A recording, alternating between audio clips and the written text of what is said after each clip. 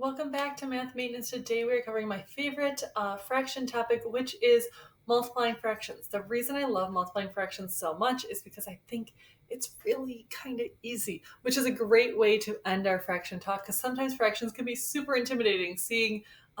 Remembering rules for what we do with the numerators, the tops, and the denominators, the bottoms, and all that kind of get garbles in our mind. But when we multiply, we just get to multiply across the tops and we multiply across the bottoms, and then we simplify down and see what we're left with.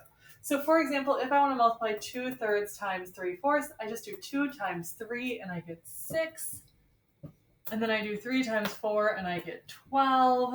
And then I look at 6/12 and I go, even number on the top, even number on the bottom. I know I can divide both of those by 2. 6 divided by 2 is 3.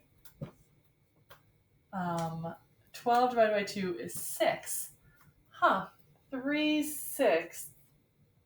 I can divide both of those by 3. And so 2/3 of 3/4 is just a half.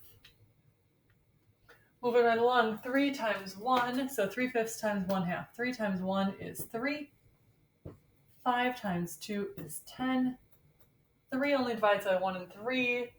10 divides by 2 and 5, but that doesn't help us. So 3/10 is our answer. Continuing, 1/3 times 3/4. 1 times 3 is 3. 3 times 4 is 12. 3 goes into 12, so I can divide both of those by 3. I get a 1 on the top and a 4 on the bottom. 1/3 times 1/8. 1 times 1 is 1. 3 times 8 is 24. Since there's a 1 on the top, I know I'm already in simplest form. 1/8 times 1/2. 1 times 1 is 1. 8 times 2 is 16. 1 on the top means I'm already in simplest form. 2/6 times 1/2. 2 times 1 is 2. 6 times 2 is 12. Both of those are even, so I can divide by 2. I get 1/6. When I multiply fractions, I'm simply multiplying the tops and the bottoms, and then I'm looking for if I need to reduce.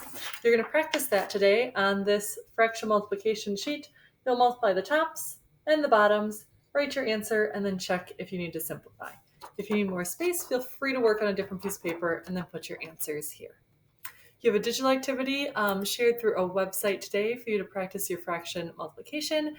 And then, as always, keeping up on those manipulative division and multiplication flashcards. Since we're doing multiplication today, why don't you give the multiplication ones another chance? Good luck, and thanks for participating in Math Maintenance this summer.